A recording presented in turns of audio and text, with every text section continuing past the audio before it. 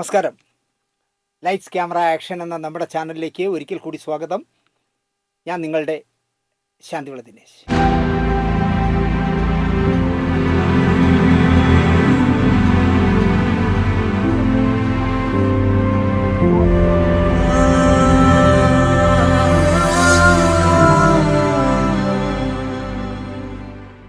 നിങ്ങളിപ്പോൾ കാണുന്ന ഈ സുന്ദരി കുട്ടി ഒരു പാവ പോലെയില്ലേ? നല്ല സുന്ദരിയല്ലേ? ഈ സുന്ദരക്കുട്ടി ആരായിരിക്കാം? ഗസ് ചെയ്ത് പറഞ്ഞാൽ ബുദ്ധിമുട്ടായിരിക്കുമെന്ന് എനിക്കറിയാം. കാരണം 70-75 വർഷം മുമ്പുള്ള ഫോട്ടോയാണ്. സത്യമാഷിൻ്റെയും പ്രേം നസീറിൻ്റെയും പ്രിയപ്പെട്ട നായികയായിരുന്നു ഇവർ വളർന്നു വന്നപ്പോൾ, ഈ കുട്ടി വളർന്നു വന്നപ്പോഴെന്ന് പറയാം. അവർ കഥാകൃത്തായിരുന്നു, തിരക്കഥാകൃത്തായിരുന്നു, നോവലിസ്റ്റായിരുന്നു, നല്ല ചിത്രകാരിയായിരുന്നു, സിനിമകൾ സംവിധാനം ചെയ്തിട്ടുണ്ട് എന്നൊക്കെ പറഞ്ഞാൽ നിങ്ങൾക്ക് മനസ്സിലാവുമോ എന്ന് എനിക്കറിയില്ല. 60കളിലും 70കളിലും വിലപിടിപ്പുള്ള നായികയായിരുന്നു. ഇനിയും കൂടുതൽ പറഞ്ഞ് ഞാൻ അങ്ങോട്ട് പോകുന്നില്ല. എന്തായാലും നമ്മുടെ ഈ ഫോട്ടോയ്ക്ക് പിന്നിലെന്നുള്ള പങ്ക്തിയിൽ ഇന്ന് പറയുന്നത് മലയാളം കണ്ട പ്രിയപ്പെട്ട ഒരു നായികയെക്കുറിച്ചാണ്. 60കളിലും 70കളിലൊക്കെ അക്കാലത്തെ വിജയ സിനിമകളുടെ ഒരു വലിയ ഘടകമായിരുന്നു ഈ നായിക. ഒരു തലമുറയുടെ സ്വപ്ന റാണി, നല്ലൊരു ശില്പി, വെണ്ണക്കല്ലിൽ വാർത്തെടുത്തൊരു ശില്പം പോലെ മുഖവും ശരീരവും, ഉന്മാദം നിറഞ്ഞ കണ്ണുകൾ, ഉയർന്ന നാസിക, വശ്യമായ ചിരി. ഞാൻ ഈ പറയുന്ന നായികയെ ഏറെക്കുറെ നിങ്ങൾക്ക് മനസ്സിലായി കാണുമെന്നാണ് എൻ്റെ വിശ്വാസം. എനിക്കിപ്പോഴും അവരെ കാണുമ്പോൾ ഭയങ്കര ബഹുമാനവും സ്നേഹവുമാണ്. കാരണം എപ്പോഴും പ്ലീസിങ് ആയി മാത്രമേ ഈ നായികയെ കാണാൻ കഴിയൂ. ചിരിച്ച മുഖത്തോടെ അല്ലാതെ ഈ നായികയെ കാണാൻ കഴിയില്ല. ഇപ്പോഴും പ്രായം കണക്കൂട്ടി നോക്കിയാൽ നല്ല പ്രായമായി. കാരണം 1945 മാർച്ച് 25 തൃശ്ശൂരിൽ കണിമംഗലം എന്ന് പറഞ്ഞ സ്ഥലത്ത് ആൻ്റണിയുടെയും ഗ്രേസിയുടെയും മകളായി ജനിച്ചത്. 10 മക്കളായിരുന്നു ആൻ്റണിക്കും ഗ്രേസിക്കും. അതിൽ 3 പേര് കൊച്ചു പ്രായത്തിൽ തന്നെ മരിച്ചുപോയി. ആൻ്റണിക്ക് റെയിൽവേയിലായിരുന്നു ജോലി. പെൻഷനായപ്പോൾ കോയമ്പത്തൂരിനടുത്ത് പോത്തൂരിലായിരുന്നു അവർ താമസിച്ചിരുന്നത്. നനച്ചിരിക്കാതെ അച്ഛന് പക്ഷാഘാതം വന്നു. റെയിൽവേയിൽ നിന്ന് കിട്ടിയ തുക അത്രയും അച്ഛൻ്റെ ചികിത്സയ്ക്കായി ചെലവിട്ടു. അന്ന് നമ്മൾ ഈ പറയുന്ന കഥാനായിക ക്ലാരയ്ക്ക്, അവരുടെ പേര് ക്ലാര എന്നായിരുന്നു, 11 വയസ്സാണ് പ്രായം. 7 മക്കളെയും 7 ബന്ധുക്കളുടെ വീട്ടിലാക്കി. നമ്മുടെ ആകാശദൂത് എന്ന് പറഞ്ഞ സിനിമയിലെ പോലെ. പിറ്റേ വർഷം അച്ഛൻ മരിച്ചു. ദുഃഖകരമായ കാലമായിരുന്നു അത്. ഉത്തരവാദിത്വം മുഴുവൻ മൂത്ത കുട്ടി എന്നുള്ള നിലയ്ക്ക് ക്ലാരയ്ക്കായി. നിത്യവൃത്തിക്കായി പിള്ളേരുടെ ആഭരണങ്ങളും ഫർണിച്ചറുകളും പോലും അമ്മയ്ക്ക് വിൽക്കേണ്ടി വന്ന അവസ്ഥ. കോയമ്പത്തൂർ റെയിൽവേ ക്ലബിൻ്റെ വാർഷികം നടക്കുന്ന സമയമായിരുന്നു. ക്വാർട്ടേഴ്സിലുള്ളവർ നാടകം അവതരിപ്പിക്കുകയാണ്. റിഹേഴ്സലിൽ പതിവായി ക്ലാര പോവുമായിരുന്നു. അങ്ങനെ പതിവായിട്ട് റിഹേഴ്സലിൽ പങ്കെടുത്തപ്പോൾ അതിൽ ഓരോരുത്തരും പറയുന്ന ഡയലോഗുകൾ കാണാപ്പാടമാക്കി. വാർഷികത്തിൻ്റെ തലേന്ന് നാടകത്തിൽ അഭിനയിക്കേണ്ട നായിക മുങ്ങിക്കളഞ്ഞു. എന്തോ കാരണം പറഞ്ഞ് അവർ മുങ്ങിക്കളഞ്ഞു. അങ്ങനെ നനച്ചിരിക്കാതെ ഈ നാടകത്തിലെ മുഴുവൻ ഡയലോഗും പഠിച്ച ക്ലാര നായികയായി അഭിനയിച്ചു. സൗന്ദര്യം ആവോളമുള്ളതിനാൽ അവസരങ്ങൾ പിന്നീട് അവരെ തേടി വന്നു. 13ാമത്തെ വയസ്സിൽ തെൻപാണ്ടി വീരൻ എന്ന് പറഞ്ഞ നാടകത്തിൽ നായികയായി. SS രാജേന്ദ്രൻ്റെ നാടകങ്ങൾ കിട്ടി. നടി TR രാജകുമാരിയുടെ സഹോദരൻ TR രാമണ്ണ, അദ്ദേഹം ഒരു സിനിമ സംവിധായകനാണ്. അദ്ദേഹം എടുത്ത പാശം എന്ന് പറഞ്ഞ ചിത്രത്തിൽ ക്ലാരയ്ക്ക് നല്ലൊരു തുടക്കം കിട്ടി. പാശത്തിലെ നായകൻ എന്ന് പറയുന്നത് MGR ആണ്. മക്കൾ തിലകം MGR ആണ്. B സരോജാദേവിയായിരുന്നു നായിക. ഉപനായികയുടെ വേഷമാണ് ക്ലാരയ്ക്ക് കിട്ടിയത്. ഈ പാശം ചിത്രീകരിക്കുമ്പോൾ MGRനെ വെച്ച് സരോജാദേവിയും വെച്ചെടുക്കുന്ന ഷോട്ട് കഴിഞ്ഞാൽ അതേ ഷോട്ട് തന്നെ തെലുങ്കിൽ NT രാമറാവുവിനെ വെച്ചെടുക്കുമായിരുന്നു. അപ്പോൾ അതിൽ ഈ തമിഴിൽ പാശത്തിൽ ക്ലാര അഭിനയിച്ച വേഷം തെലുങ്കിൽ അക്കാലത്ത് ഹാസ്യ വേഷങ്ങൾ ചെയ്യുന്ന ഒരു സരസ്വതി എന്ന് പറഞ്ഞ നടിയാണ് അഭിനയിച്ചത്. മൈലാപ്പൂരിൽ താമസിക്കുന്ന ക്ലാരയെയും കോടമ്പക്കത്ത് താമസിക്കുന്ന സരസ്വതിയെയും ഒരു കാർ ആണ് കയറ്റിക്കൊണ്ട് പോകുന്നത് സ്റ്റുഡിയോയിലേക്ക്. അന്ന് മുതൽ ഇരുവരും സുഹൃത്തുക്കളായി, നല്ല സുഹൃത്തുക്കളായി. MGR ക്ലാരയെ സരസ്വതി ദേവി എന്ന് പേര് മാറ്റി. ക്ലാര എന്ന് വേണ്ട എന്ന് പറഞ്ഞാൽ അങ്ങനെ സരസ്വതി ദേവി എന്ന് പേര് മാറ്റി. കല്യാൺ കുമാറായിരുന്നു ഈ പാശത്തിൽ ക്ലാരയുടെ ജോഡി. NT രാമറാവുവിൻ്റെ കൂടെ അഭിനയിക്കുന്നത് ഒരു സരസ്വതിയാണ്. അപ്പോൾ അവിടെ NTRൻ്റെ കൂടെ സരസ്വതി, MGRൻ്റെ കൂടെ സരസ്വതി ദേവി. ഇങ്ങനെ ചിത്രീകരണം നടന്നുകൊണ്ടിരിക്കുമ്പോൾ അടുത്ത സ്റ്റുഡിയോയിൽ ഫ്ലോറിൽ ലൈല മഞ്ജുനു എന്ന് പറഞ്ഞ പടത്തിൻ്റെ ഷൂട്ടിംഗ് നടക്കുകയായിരുന്നു. P. ഭാസ്കരനാണല്ലോ സംവിധാനിച്ചത്. അപ്പോൾ അപ്പുറത്ത് നമ്മുടെ ഭാഷയിൽ, മലയാള ഭാഷയിലുള്ള സിനിമയുടെ ഷൂട്ട് നടക്കുന്നു എന്ന കൗതുകത്തിൽ ക്ലാര അല്ലെങ്കിൽ സരസ്വതി ദേവി ആ സെറ്റിൽ ചെന്നു.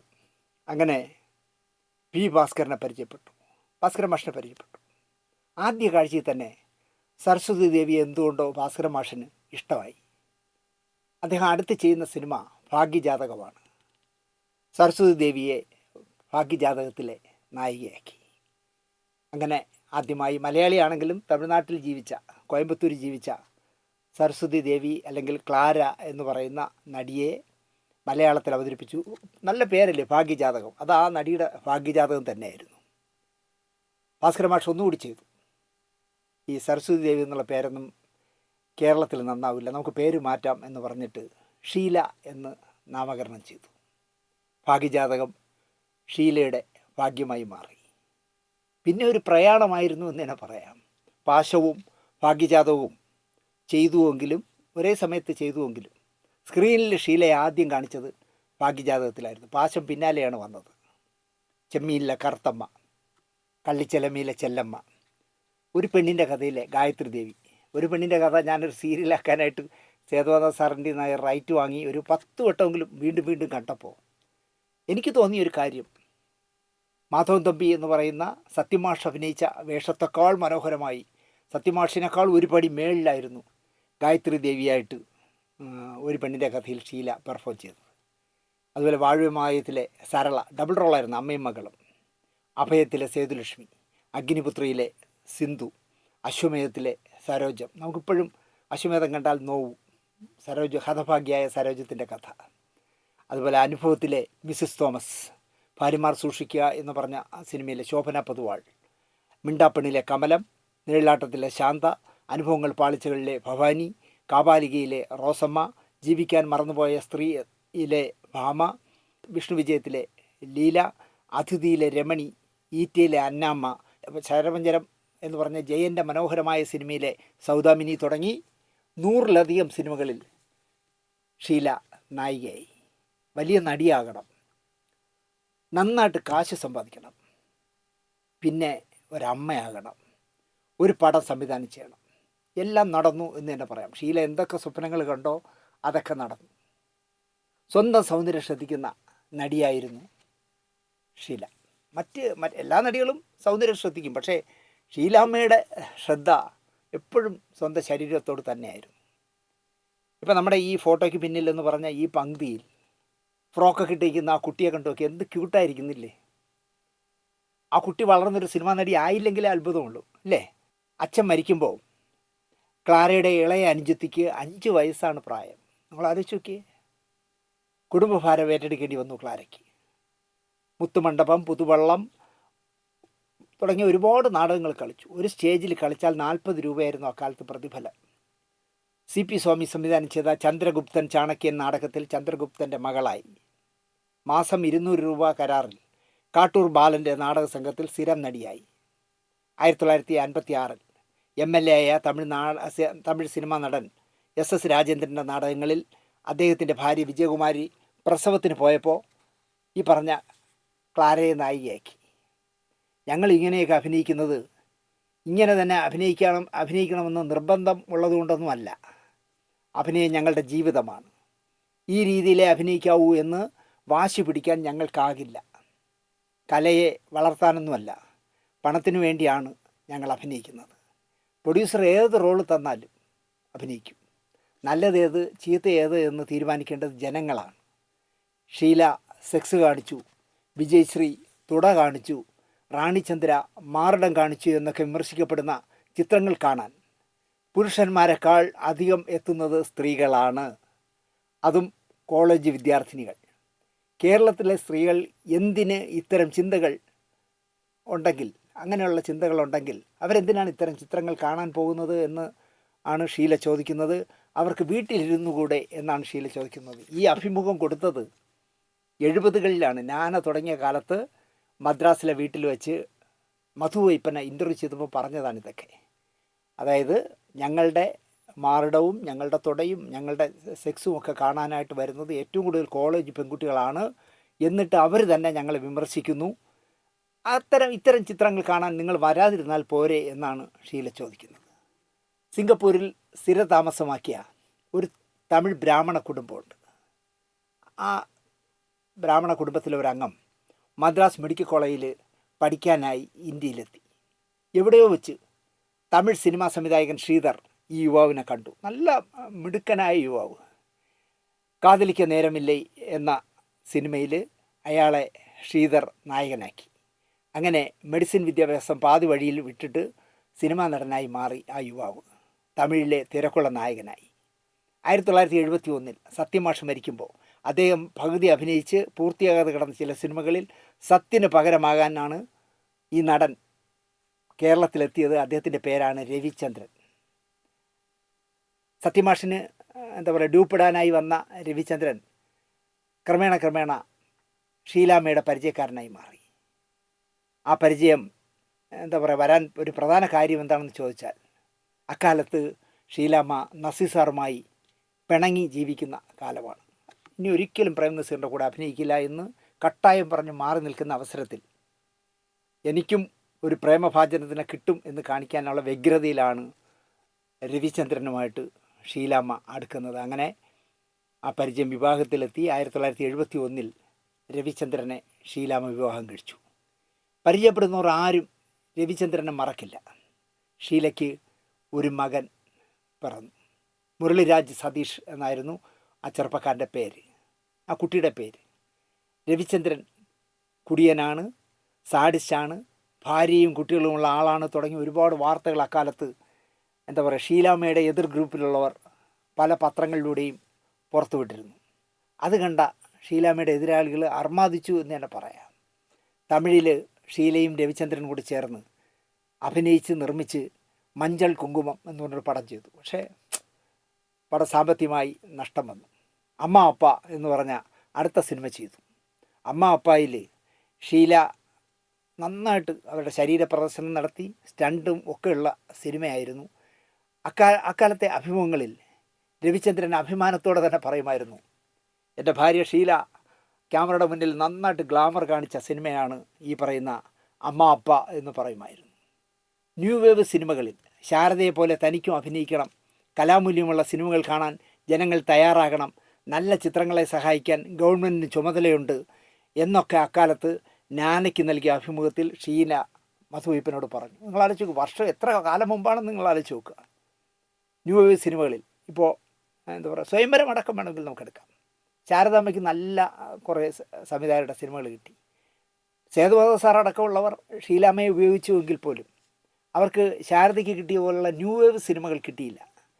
അതുകൊണ്ടാണ് അവർ പറഞ്ഞത്, ന്യൂ വേവ് സിനിമകളിൽ ശാരദയെപ്പോലെ എനിക്കും അഭിനയിക്കണം, കലാമൂല്യമുള്ള സിനിമകൾ കാണാൻ ജനങ്ങൾ തയ്യാറാകണം, നല്ല ചിത്രങ്ങളെ സഹായിക്കാൻ ഗവൺമെൻറ്റിന് ബാധ്യതയുണ്ട്. ഇതൊക്കെ ദീർഘവീക്ഷണമുള്ള ഒരാളിനെ പറയാൻ കഴിയും. ഇന്ന് സിനിമയ്ക്ക് സർക്കാർ ചെയ്യുന്ന കാര്യങ്ങളൊക്കെ 10-40 വർഷം മുമ്പ് ഷീല നാനയിൽ പറഞ്ഞ കാര്യങ്ങളായിരുന്നു എന്ന് പറയുമ്പോൾ അവരെത്രമാത്രം ദീർഘവീക്ഷണമുള്ളവരാണെന്ന് നമുക്ക് മനസ്സിലാവും. ടാക്സ് പിരിക്കുന്ന സർക്കാർ സിനിമയുടെ വളർച്ചയ്ക്ക് വേണ്ടി യാതൊന്നും ചെയ്യുന്നില്ല എന്ന് ആ അഭിമുഖത്തിൽ മധുവൈപ്പനോട് ഷീല പറഞ്ഞു. കർണാടക സർക്കാർ സബ്സിഡി നൽകുന്നു, കേരളവും നൽകണം. സർക്കാർ കെട്ടിടങ്ങൾ, വനങ്ങൾ മുതലായവയൊക്കെ സൗജന്യമായി സിനിമകൾ ചിത്രീകരിക്കാനായി നൽകണം. സിനിമയ്ക്ക് വൈദ്യുതി ചാർജ് ലഘൂകരിക്കണം. അപച്ച കലാകാരന്മാരെ സഹായിക്കാൻ സർക്കാർ സഹായനിധി ഏർപ്പെടുത്തണം. ഇതൊക്കെ അക്കാലത്ത് ഷീല നിർദ്ദേശിച്ച കാര്യങ്ങളായിരുന്നു. കാലങ്ങൾക്ക് ശേഷം അതൊക്കെ സർക്കാർ ഓരോന്നോരോന്നായിട്ട് പലതും നടപ്പിലാക്കി എന്നുള്ളതാണ്. അപ്പോൾ സിനിമയിൽ മധുസാറും നസീർ സാറും മധുസാർ അടക്കം ഒരുപാട് പേര്, അതുപോലെ തന്നെ നായികമാരാണെങ്കിൽ ശാരദയും കെ ആർ വിജയും ജയഭാരതിയും ഷീലയും അടക്കം ഒരുപാട് പേർ. പക്ഷേ ഇത്തരം ചിന്തകളിൽ സംസാരിച്ച ഏക നടി ഷീലാമ്മയായിരുന്നു. കാലങ്ങൾക്ക് ശേഷം പ്രേം നസീറിൻ്റെ ഒപ്പം അഭിനയിക്കുകയാണ് ഷീലാമ്മ ഉദയയുടെ തുമ്പോലാർച്ചയിൽ. പോകരുതെന്ന് പലരും ഷീലയെ ഉപദേശിച്ചു. എൻ്റെ അഭിനയ ജീവിതത്തിൽ കുഞ്ചാക്കയോട് എനിക്ക് കടപ്പാടുണ്ട്. കുഞ്ചാക്കയ്ക്കാണെങ്കിൽ പ്രേം നസീറിനെയും ഷീലയും ഒന്നിപ്പിക്കുന്ന ഒരു സിനിമ അവസാനമായി ചെയ്യണമെന്ന് വലിയ ആഗ്രഹം. ഞാൻ സംവിധാനം ചെയ്യുന്ന സിനിമ ആയിരിക്കണം ഷീലയും പ്രേം നസീറും വീണ്ടും അഭിനയിക്കുന്ന അവസാനത്തെ എൻ്റെ ചിത്രം എന്ന് അദ്ദേഹത്തിന് ആഗ്രഹമുണ്ടായിരുന്നു. അത് നിരസിക്കുന്നത് ശരിയല്ല, തുമ്പോലാർച്ചയിൽ അഭിനയിക്കണം എന്ന് രവിചന്ദ്രൻ ഷീലയെ നിർബന്ധിച്ചു. ചോദിച്ചു, നായകനാരാ എന്ന് ചോദിച്ചു. ഷീലാമ്മ പറഞ്ഞു, പ്രേം നസീർ. നിനക്ക് നസീറിനോട് അത്ര വലിയ വിരോധവും വാശിയുമുണ്ടെങ്കിൽ അയാളെക്കാൾ പ്രതിഫലം നീ ചോദിക്കുക. ഇതാണ് രവിചന്ദ്രൻ പറഞ്ഞു കൊടുത്ത ഒരു ബുദ്ധി. അഭിനയിക്കില്ല എന്ന് പറയരുത്. ഇപ്പോൾ പടത്തിലെ നായകൻ പ്രേം നസീറാണെങ്കിൽ പ്രേം നസീറിനേക്കാൾ വലിയ പ്രതിഫലം ചോദിക്കുക. അങ്ങനെ പ്രതിഫലം തന്നാൽ അഭിനയിക്കാമെന്ന് പറ. നീ ഒരു സിനിമാ നടിയാണ്, അഭിനയമാണ് നിൻ്റെ തൊഴിൽ. ആരാണ് നിൻ്റെ കൂടെ അഭിനയിക്കുന്നതെന്ന് നീ ശ്രദ്ധിക്കേണ്ട ഒരു ആവശ്യവുമില്ല. ഷീലയെ ബുക്ക് ചെയ്യാമെന്ന അപ്പച്ചനോട് ഷീല തിരക്കി. നവോദയ അപ്പച്ചനാണ് അന്ന് അക്കാലത്ത്, കുഞ്ചാക്കോരുടെ അടുത്ത് പോകില്ലല്ലോ. നവോദയ അപ്പച്ചൻ ഷീലാമ്മയെ ബുക്ക് ചെയ്യാൻ മദ്രാസിലെ വീട്ടിൽ ചെന്നു. അപ്പോൾ അപ്പച്ചനോട് ഷീലാമ്മ ചോദിച്ചു, പ്രേം നസീറിന് തുമ്പോലാർച്ചയിൽ എത്ര രൂപ പ്രതിഫലം എന്ന് ചോദിച്ചു. അപ്പോൾ അപ്പച്ചൻ പറഞ്ഞു, പ്രേം നസീർ മറ്റുള്ളവരിൽ നിന്ന് വാങ്ങുന്നത് 50,000 60,000 ഒക്കെയാണ്. നമ്മൾ അത്രയും കൊടുക്കാറില്ല. നസീറിനേക്കാൾ പ്രതിഫലം ഷീല ചോദിച്ചാൽ അപ്പച്ചൻ പൊയ്ക്കോളുമെന്നാണ് ഷീലമ്മ കരുതിയത്. പ്രേം നസീറിന് നിങ്ങൾ എത്രയാ പ്രതിഫലം നൽകുന്നത് എന്നായി ഷീലമ്മയുടെ ചോദ്യം. ഒന്നും പഠിക്കാതെ അപ്പച്ചൻ പറഞ്ഞു, ഞങ്ങൾ 30,000 രൂപ കൊടുക്കും. എന്നാൽ എനിക്ക് 35,000 തരണം.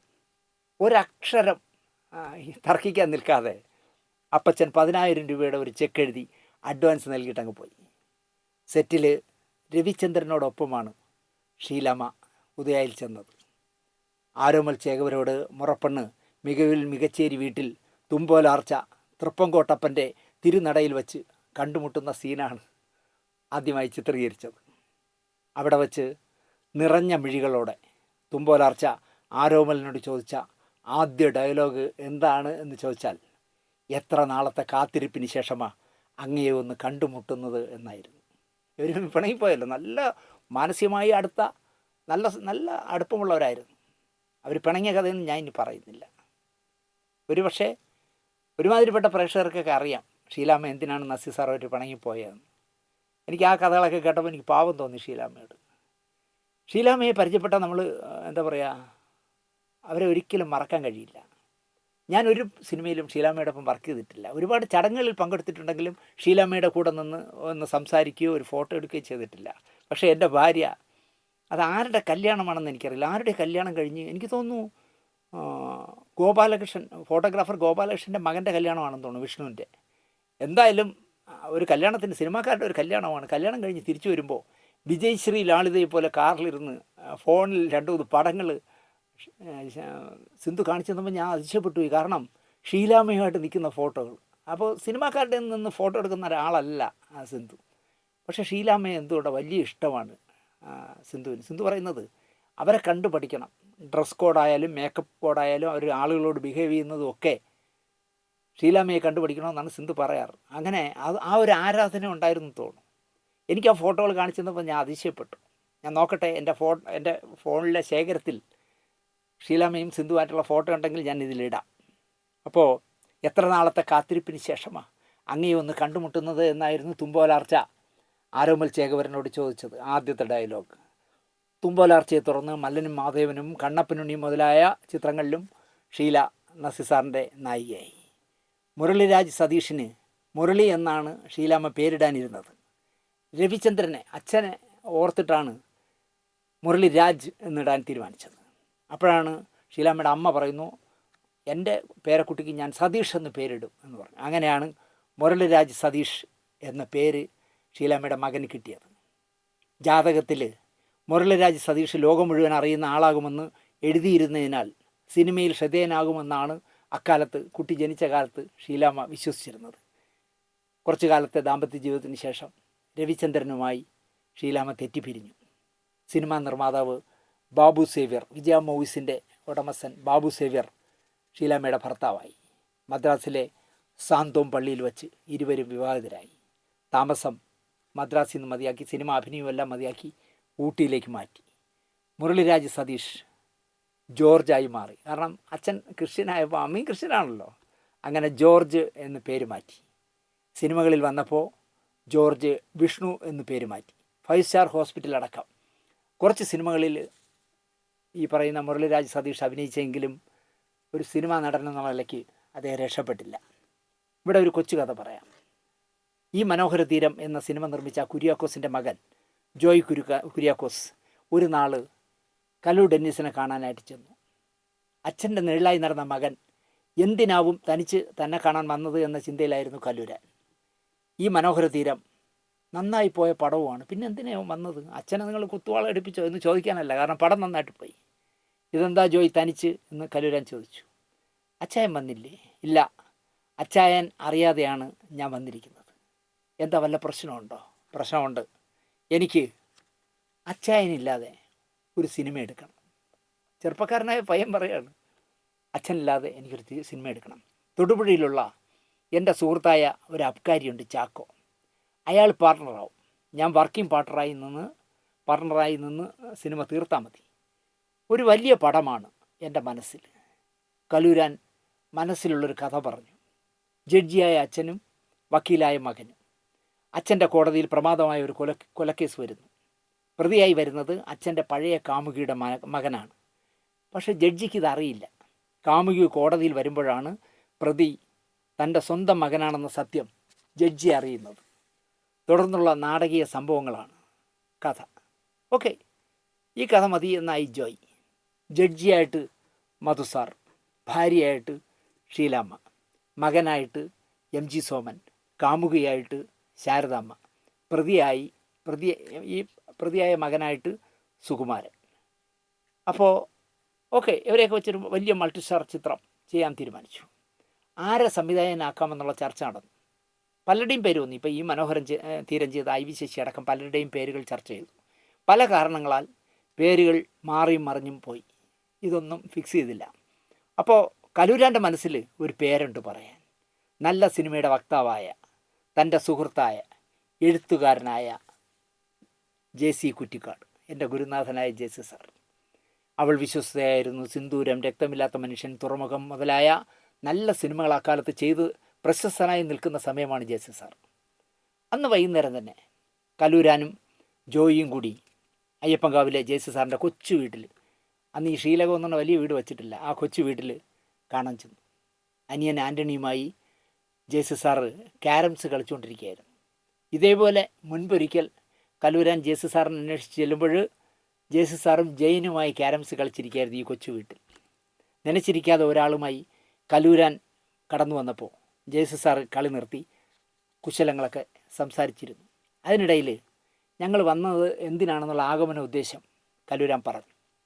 പെട്ടെന്ന് JC സാറിന് ഇത് ഉൾക്കൊള്ളാൻ കഴിഞ്ഞില്ല. കാരണം അദ്ദേഹം അതുവരെ എടുത്തിട്ടുള്ള എല്ലാം കൊച്ചു കൊച്ചു സിനിമകളാണ്, കൊച്ചു കഥകളാണ്. JC സാറിൻ്റെ മനസ്സിൽ മൾട്ടിസ്റ്റാർ ചിത്രമൊന്നും അക്കാലത്തില്ലായിരുന്നു. ഇങ്ങനെയൊരു മൾട്ടിസ്റ്റാർ ചിത്രം ചെയ്യുന്നതിൽ എനിക്ക് സന്തോഷമേ ഉള്ളൂ. പറ്റിയ കഥ വേണ്ടേ? പക്ഷേ കഥ ഡെന്നീസിൻ്റെ കയ്യിലുണ്ട് എന്നായി ജോയ്. കേട്ടു നോക്കൂ. അങ്ങനെ ഡെന്നിച്ചായൻ കഥ പറഞ്ഞു. ശാരദാമ്മയ്ക്ക് പകരം ശ്രീവിദ്യയാക്കാം എന്നായി JC സാർ. ഭാര്യ ശ്രീവിദ്യയും കാമുകി ഷീലയും. അത് നന്നാവും എന്നാണ് JC സാർ പറഞ്ഞത്. ശാരദയുടെ വലിയ ആരാധകനാണ് കലു ഡെന്നീസ്. അയ്യോ, ശാരദാമ്മയെ പറ്റി പറയുമ്പോൾ കലു ഡെന്നീസിൻ്റെ 7 നാവാണെന്ന് പറയാം.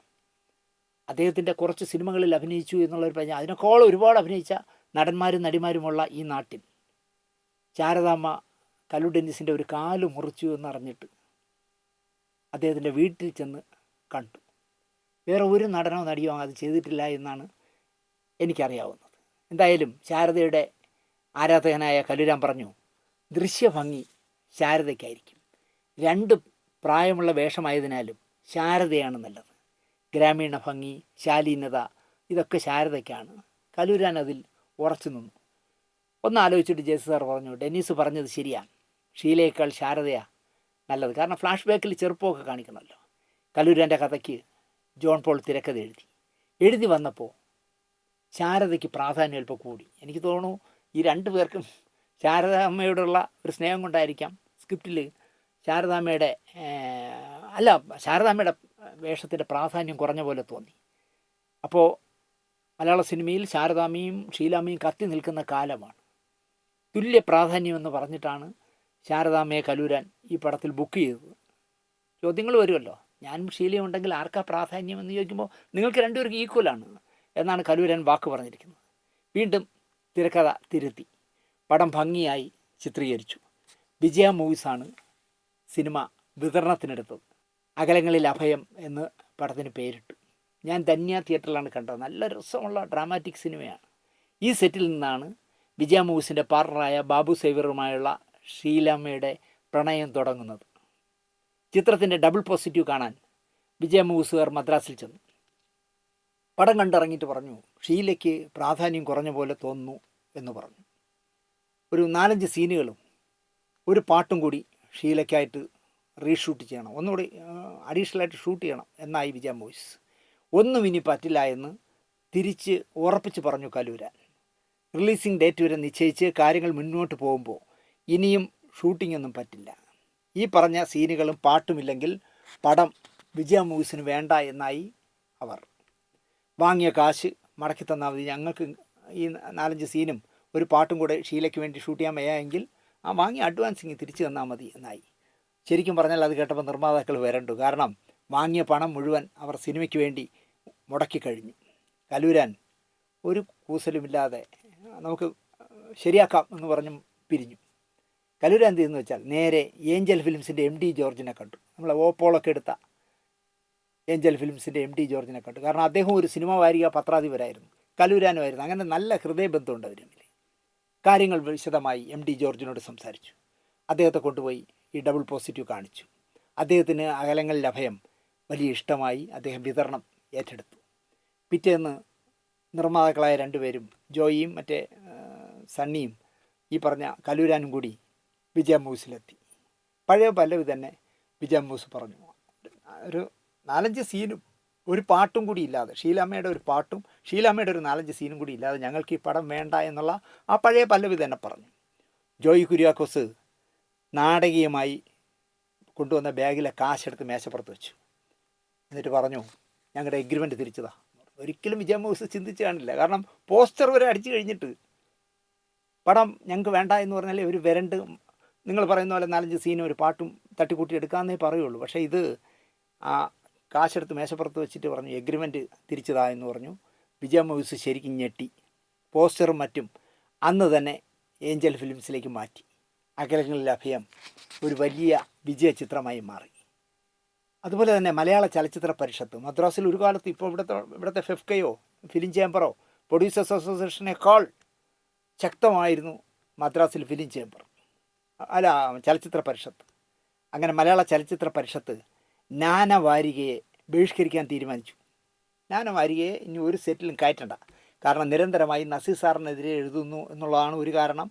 അല്ലെങ്കിൽ വിജയശ്രീയുടെ കൊലപാതകവുമായി ബന്ധപ്പെട്ട് ഉദയയെ പ്രതിപ്പട്ടിയിൽ നിർത്തുന്നു. ഇതൊക്കെയായിരുന്നു അന്നത്തെ വിഷയം. നസീർ സാറിൻ്റെയാണ് പ്രധാനം. ശരിക്കും നസീർ സാറിനെ എതിർത്ത് സംസാരിച്ച് ഒരുപാട് ലേഖനങ്ങൾ വന്നിരുന്നു. അപ്പോൾ നാന വാരികയെ ഇനി മലയാള സിനിമയുടെ ഒരു സെറ്റിലും കയറ്റണ്ട എന്ന് തീരുമാനിച്ചപ്പോൾ അതിനെതിരെ ആദ്യം പ്രതികരിച്ച ആൾ ഷീലാമ്മയായിരുന്നു. ആലോചിക്കുക, ബോൾഡായ സ്ത്രീയാണ്. അവർ പ്രതികരിച്ചു. അപ്പോൾ മഞ്ഞിലാസിൻ്റെ ഉടമയായ MO ജോസഫും സംവിധായകൻ സേതുമാധവൻ സാറും ചോദ്യം ചെയ്തിട്ട് പോലും ഷീലാമ്മ കുലുങ്ങിയില്ല. കാരണം സേതുമാധവൻ സാറിൻ്റെ മിക്കവാറും പടങ്ങളുടെ നായിക ഷീലാമ്മയാണ്. എന്നിട്ട് പോലും സേതുമാധവൻ സാർ വിചാരിച്ചിട്ട് പോലും ഷീലയെ മാറ്റാൻ കഴിഞ്ഞില്ല. ഇടയ്ക്കിടെ ബ്രേക്ക് എടുക്കുന്ന ഷീലയുടെ 4-ാം വരവിൽ, ഇടയ്ക്കിടയ്ക്ക് ബ്രേക്ക് എടുക്കുമല്ലോ ഏതെങ്കിലും കാര്യത്തിൽ. ഒരിക്കൽ നസീർ സാറിൻ്റെ ഒരു പണങ്ങി എടുത്തു. അത് കഴിഞ്ഞ് വിജയ മൂവീസ് ബാബുസ് ഇവരെ കല്യാണം കഴിച്ചപ്പോൾ ഒരു ബ്രേക്ക് എടുത്തു. ഇങ്ങനെ പല 3-4 ബ്രേക്കുണ്ട് സിനിമാ ജീവിതത്തിൽ ഷീലാമ്മയ്ക്ക്. കുറേ കാലം പിന്നെ ഷീലാമ്മയെ കാണില്ല. അത് കഴിഞ്ഞ് വീണ്ടും ഒരു എൻട്രി ആണു. അങ്ങനെ 4-ാം വരവിൽ സത്യനിധിക്കാരൻ്റെ സ്നേഹ വീട്ടിൽ മോഹൻലാൽ ചെയ്ത അജയൻ്റെ അമ്മ അമ്മുക്കുട്ടിയായും, മനസ്സിനക്കരയിൽ കൊച്ചു ത്രേസ്യയായും, ശ്യാമപ്രസാദിൻ്റെ അകലെ എന്ന് പറഞ്ഞ പൃഥ്വിരാജ് പ്രധാന വേഷം ചെയ്ത സിനിമയിൽ മാർഗരറ്റ് എന്ന ആംഗ്ലോ ഇന്ത്യൻ നായികയായി മനോഹരമായ പ്രകടനമാണ് ഷീലാമ്മ കാഴ്ചവെച്ചത്. 1969 സംസ്ഥാന ചലച്ചിത്ര അവാർഡ് നൽകാൻ തീരുമാനിച്ചു സർക്കാർ. സിനിമാക്കാർക്ക് അവാർഡ് കൊടുക്കാൻ തീരുമാനിച്ചു. 1969 ആ തീരുമാനം വന്നത്. ആദ്യമായി അവാർഡ് നൽകുന്ന ആ എന്താ പറയുക തെരഞ്ഞെടുപ്പിൽ ഷീലയായിരുന്നു മികച്ച നടിക്കുള്ള ആദ്യ അവാർഡ് നേടിയത്, കള്ളിച്ചെല്ലമ്മ എന്ന് പറഞ്ഞ സിനിമയിലൂടെ. 1971 ഷീല വീണ്ടും മികച്ച നടിയായി. ഒരു പെണ്ണിൻ്റെ കഥ, ശരശയ്യ, ഉമ്മാച്ചു എന്ന് പറഞ്ഞ 3 സിനിമകളുടെ പ്രകടനത്തിനാണ് 71 മികച്ച നടിയായത്. 1976 വീണ്ടും മൂന്നാമതും അവർ മികച്ച നടിയായി അനുഭവം എന്ന് പറഞ്ഞ സിനിമയിൽ. 2003 മികച്ച രണ്ടാമത്തെ നടിയായി ദേശീയ അവാർഡ്, നാഷണൽ അവാർഡ് അവർ നേടി, അകലെ എന്ന് പറഞ്ഞ ഈ പറഞ്ഞ ശ്യാമപ്രസാദിൻ്റെ സിനിമയിൽ. 2018 സിനിമയിലെ സമഗ്ര സംഭാവനയ്ക്ക് JC ഡാനിയൽ പുരസ്കാരം ഷീലാമ്മയ്ക്ക് കിട്ടി. 2018 നിனைവുകളെ താണ്ടിവിടൂ എന്ന് പറഞ്ഞ് തമിഴിലൊരു ടെലിഫിലിം ജയഭാരതിയെ നായികയാക്കി അവരെടുത്തിട്ടുണ്ട്. നിனைവുകളെ നീണ്ടുവിടൂ എന്നുള്ള ടെലിഫിലിം. അതുപോലെ തന്നെ യക്ഷഗാനം എന്ന് പറഞ്ഞൊരു സിനിമയും ശിഖരങ്ങൾ എന്ന് പറഞ്ഞൊരു സിനിമയും അവർ ഡയറക്റ്റ് ചെയ്തിട്ടുണ്ട്. അതിൽ യക്ഷഗാനം ഞാൻ മറക്കില്ല. കാരണം ഞാൻ നിഴൽ കണ്ണാടി എന്ന് പറഞ്ഞ് സൂര്യ TV ക്ക് വേണ്ടി ഒരു സീരിയൽ ചെയ്യുമ്പോൾ ക്രൈമും ഹൊററും ചേർന്ന ഒരു സബ്ജക്റ്റായിരുന്നു. അപ്പോൾ ടൈറ്റിൽ സോങ്ങായിട്ട് ഒരു പ്രേതപ്പാട്ട് വേണം. ഞാൻ അതിനുവേണ്ടി ആദ്യം സമീപിച്ചത് ആരോമം മണിസാറിനായിരുന്നു. അദ്ദേഹത്തിൻ്റെ കള്ളിയങ്കാട്ട് നീലി എന്ന് പറഞ്ഞ സിനിമയിലെ നിഴലായി ഒഴുകി വരും ഞാൻ എന്നുള്ള ആ പാട്ട് കിട്ടുമോ എന്നാണ് അന്വേഷിച്ചത്. അന്വേഷിച്ചപ്പോൾ പറഞ്ഞു തരാം എന്ന് പറഞ്ഞു. ഞാൻ കിട്ടും സാറേ, ഞാൻ അതിനെന്ത് ചെയ്യണം എന്ന് വെച്ചാൽ ഒരു മടിയും കൂടാതെ പുള്ളി എന്നോട് പറഞ്ഞു 5 ലക്ഷം രൂപ എന്നാൽ തരാം. ഞാൻ ഞെട്ടിപ്പോയി. കാരണം കള്ളിയങ്കാട്ട് നീലി ചിലപ്പോൾ ഒരു 3 ലക്ഷമോ 4 ലക്ഷത്തിനോ തീർന്ന സിനിമയായിരിക്കും. പക്ഷേ അതിലൊരു പാട്ട് തരണമെങ്കിൽ 5 ലക്ഷം രൂപ പുള്ളി ചോദിച്ചു. ഞാൻ പറഞ്ഞു സാറേ, മലയാളത്തിലെ ഒരു സീരിയലിൻ്റെ ടൈറ്റിൽ സോങ്ങിനൊന്നും 5 ലക്ഷം മുടക്കാനുള്ള പാങ്ങില്ല, എനിക്ക് ഇനി ആവശ്യം വരുമ്പോൾ ഞാൻ സാറിനെ ബന്ധപ്പെട്ടോളാം എന്ന് പറഞ്ഞ് ഞാനത് കട്ട് ചെയ്തു. ഞാൻ മദ്രാസിൽ യക്ഷഗാനം എന്ന് പറഞ്ഞ സിനിമയിലെ പാട്ട് കിട്ടുമെന്ന് അന്വേഷിച്ചു. അപ്പോൾ CN കൃഷ്ണൻകുട്ടി ഞാൻ കൊണ്ടുവന്നിപ്പോൾ ഗാന്ധി ഭവനിൽ കൊണ്ട് പത്തനാപുരം ഗാന്ധി ഭവനിൽ കൊണ്ടാക്കിയ CN കൃഷ്ണൻകുട്ടിയോട് ഞാൻ ഈ വിവരം പറഞ്ഞു. CN കൃഷ്ണൻകുട്ടി പറഞ്ഞു ഞാൻ ശരിയാക്കി തരാം. മതിയൊളി എന്ന് പറഞ്ഞൊരു പത്രം നടത്തുന്ന ഒരാളാണ് യക്ഷഗാനത്തിൻ്റെ പ്രൊഡ്യൂസർ, അദ്ദേഹം മരിച്ചുപോയി, അദ്ദേഹത്തിൻ്റെ മകനൊരു കുമാറുണ്ട്, ഞാൻ ചോദിക്കട്ടെ എന്ന് പറഞ്ഞു. CN കൃഷ്ണൻകുട്ടി അയാളുടെ ചോദിച്ചപ്പോൾ അയാൾ ചോദിച്ചു യഥാവത് കിടക്കുമാ എന്നിട്ട്, അതായത് ഈ പാട്ടിന് റൈറ്റ് എഴുതി കൊടുത്താൽ, സീരിയലിന് വേണ്ടി എഴുതി കൊടുത്താൽ യഥാവത് കിടക്കുമാ എന്നാണ് ചോദിച്ചത്. അപ്പോൾ CN കൃഷ്ണൻകുട്ടി എൻ്റെ പറഞ്ഞു യഥാവത് കിടക്കുമാ എന്നാണ് അയാൾ ചോദിക്കണേ, നിങ്ങൾ എന്തെങ്കിലും അയാൾക്ക് കൊടുക്കുമോ? ഞാൻ പിന്നെ കൊടുക്കും. അപ്പോൾ ഒരു കാര്യം ചെയ്യും, നിങ്ങൾ അയാൾക്ക് എന്ത് കൊടുക്കുമോ അതും ഒരു 100 രൂപയുടെ പത്രവും വാങ്ങിച്ച് എനിക്ക് അയച്ചു തന്നു പറഞ്ഞു. ഞാനൊന്നും മടിക്കാതെ, കാരണം MS വിശ്വനാഥൻ സംഗീതം നൽകി വയലാർ രാമവർമ്മ എഴുതിയ പാട്ടാണ് നിശീതിനി എന്നുള്ള പാട്ട്. ഞാനൊന്നും മടിക്കാതെ 25,000 രൂപയുടെ ചെക്കും 100 രൂപയുടെ പത്രവും കൂടെ കൊറിയർ ചെയ്ത് കൊടുത്തു. കത്ത് പൊട്ടിച്ച CN കൃഷ്ണൻകുട്ടി ആദ്യം ഞെട്ടി. കാരണം CN കൃഷ്ണൻകുട്ടി വിചാരിച്ചു ഒരു 5,000 രൂപ ദിനേശ് അയച്ചു തരുമെന്ന്. മറ്റേ ആളും അങ്ങേയറ്റം പേര് 10,000 രൂപ പ്രതീക്ഷിച്ചിരിക്കാം. ആര്? മതിയൊളി കുമാർ. അയാൾക്ക് കൊണ്ടുവന്ന് 25,000 രൂപയുടെ ചെക്ക് കൊടുത്തിട്ട് ഇതാ ഇതിലെഴുതാ എന്ന് പറഞ്ഞപ്പോൾ അയാൾ ഞെട്ടി സന്തോഷപൂർവ്വം കുമാർ എഴുതി തന്നു. അങ്ങനെ നിശീതിനി എന്നുള്ള പ്രേതപ്പാട്ട് എനിക്കാണ് ഇനി റൈറ്റ് ജീവിതകാലം മുഴുവൻ. അങ്ങനെ ഞാൻ വാങ്ങി. അത് ഷീലാമ്മ സംവിധാനം ചെയ്ത സിനിമയിലെയാണ്. ഇപ്പോൾ ആലോചിക്കുമ്പോൾ എനിക്കൊരു ചമ്മലുണ്ടെങ്കിലും നിഴൽ കണ്ണാടി എന്ന് പറഞ്ഞ എൻ്റെ സീരിയൽ സൂര്യ TV കാണിക്കുമ്പോൾ ഗാനരചന വയലാർ, സംഗീതം MS വിശ്വനാഥൻ എന്നൊക്കെ എഴുതി കാണിക്കുമ്പോൾ എനിക്ക് ആ കാലത്ത് ഭയങ്കര അഭിമാനമായിരുന്നു. ഷീലാമ്മ എഴുതിയ ചെറുകഥകളുടെ ഒരു സമാഹാരം മാതൃഭൂമി പുറത്തിറക്കിയിട്ടുണ്ട്.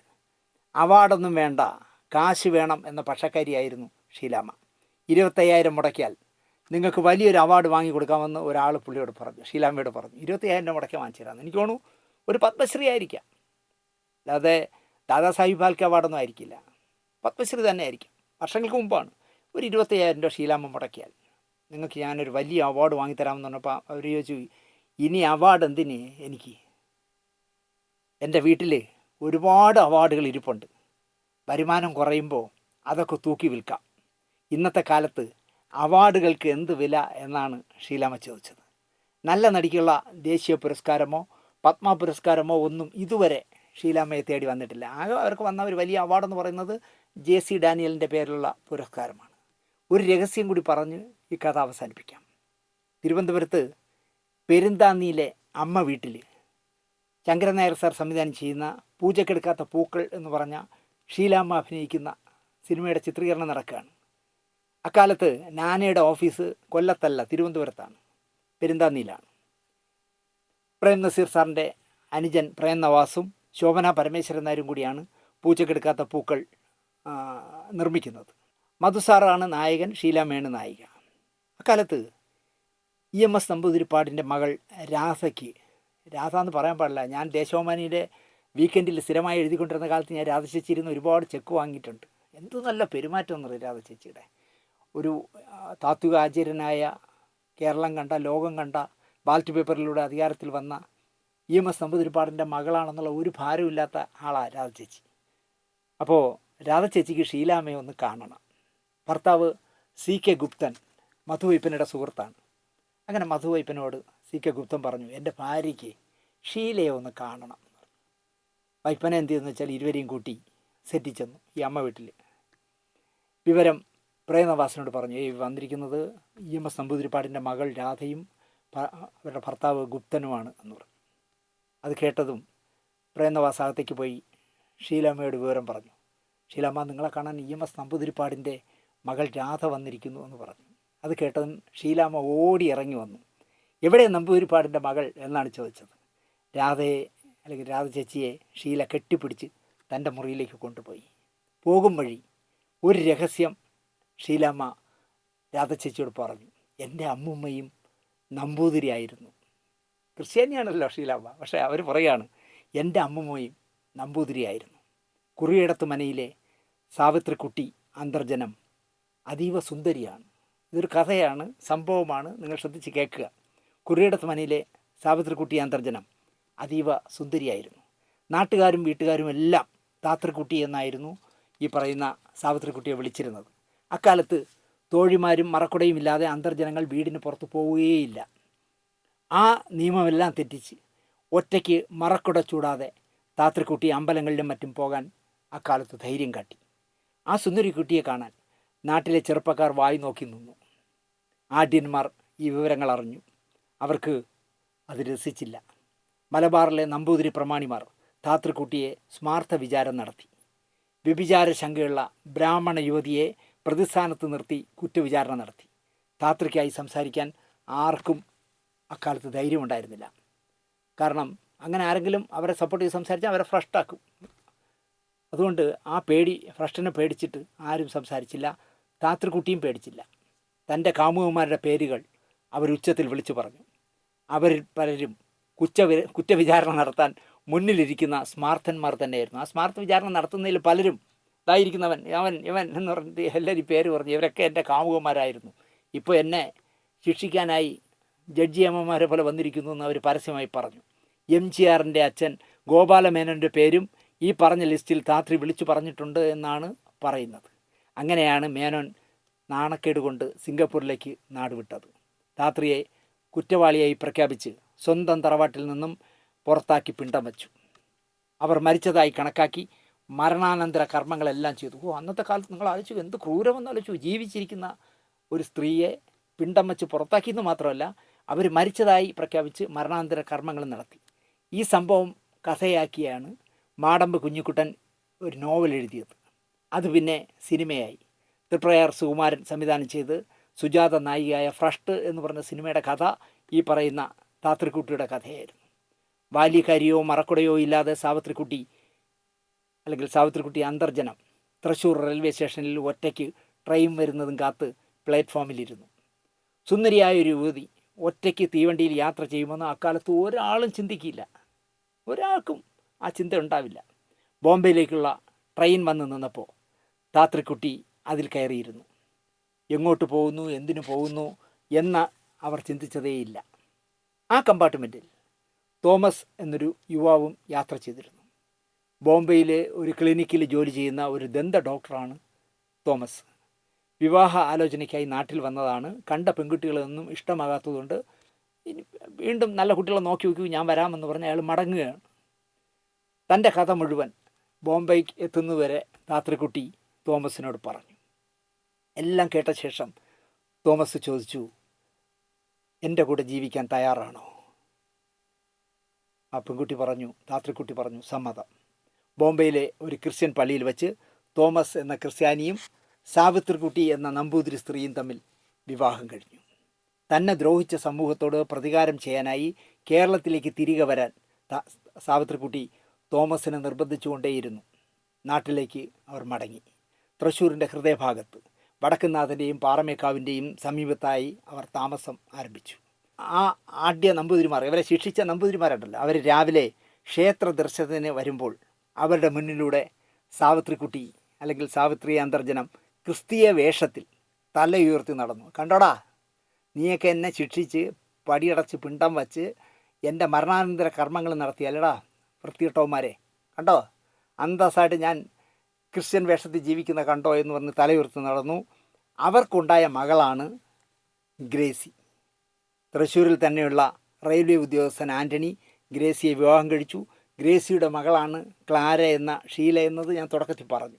1962 ഭാഗ്യജാതകത്തിൽ തുടങ്ങി അടുത്ത 10 വർഷത്തിനിടയിൽ 62 മുതൽ ഒരു 72 വരെ 150ഓളം സിനിമകളിൽ അഭിനയിച്ച് മലയാള സിനിമയിലെ സൂപ്പർ നായികയായി മാറി ഷീലാമ്മ. അഭിനയ ചക്രവർത്തിനിയായി മാറി ഷീലാമ്മ എന്ന് പറയുന്നതായിരിക്കും ശരി. ഒരു ഫോട്ടോയ്ക്ക് പിന്നിലുള്ള കഥ പറഞ്ഞപ്പോൾ ഞാൻ ഇത്രയും പറഞ്ഞു. ഷീലാമ്മയെക്കുറിച്ച് പറയാൻ ഒരുപാടുണ്ട്. ഞാൻ ഷീലാമ്മയെക്കുറിച്ച് ഇതുവരെ ഒരു എപ്പിസോഡ് നമ്മളിൽ ചെയ്തിട്ടില്ല. ഏറ്റവും അടുത്ത സമയത്ത് തന്നെ ഷീലാമ്മയുടെ സിനിമാ ജീവിതത്തെക്കുറിച്ച് വളരെ ഡീറ്റെയിൽ ആയ ഒരു എപ്പിസോഡ് ഞാൻ ചെയ്യും. അതിനു മുമ്പ് ആ ഫ്രോക്ക് ഇട്ട് നിൽക്കുന്ന സുന്ദരിക്കുട്ടിയുടെ ക്യൂട്ടായി പാവക്കുട്ടിയെ പോലെ നിൽക്കുന്ന ഷീലാമ്മയുടെ കുട്ടിക്കാലത്തെ ഫോട്ടോ കണ്ടപ്പോൾ ഇത്രയും പറയണമെന്ന് തോന്നിയതുകൊണ്ടാണ് ഈ സ്റ്റോറി ചെയ്തത്. നിങ്ങൾക്ക് ഇഷ്ടപ്പെട്ടിരിക്കുമെന്ന് വിശ്വസിച്ചുകൊണ്ട് ഷീലാമ്മയ്ക്ക് ഒരുപാട് കാലം ഇനിയും ആയുസ്സും ആരോഗ്യവും നൽകി സമ്പന്നമായ ചിരിയോടെ പ്രേക്ഷകരുടെ മുന്നിൽ വന്ന് ഫോട്ടോ എടുക്കാനൊക്കെ നിൽക്കുമ്പോൾ നിറഞ്ഞ് എന്താ പറയുക, ഒരു പൂങ്കാവനം നിൽക്കും പോലെയാണ് ഷീലാമ്മ നിൽക്കുന്നത്. ഷീലാമ്മയെക്കുറിച്ചുള്ള അബദ്ധ കഥകളാണെങ്കിൽ ഒരുപാട് പറയാനുണ്ട്. പൊട്ടിച്ചിരിക്കാവുന്ന ഒരുപാട് കഥകളുണ്ട്. അതൊക്കെ പറയാം എന്ന് പറഞ്ഞുകൊണ്ട് ഷീലാമ്മയ്ക്ക് ആയുസ്സും ആരോഗ്യം നേർന്നുകൊണ്ട് ഈ എപ്പിസോഡ് ഇവിടെ അവസാനിപ്പിക്കുന്നു. നന്ദി, നമസ്കാരം.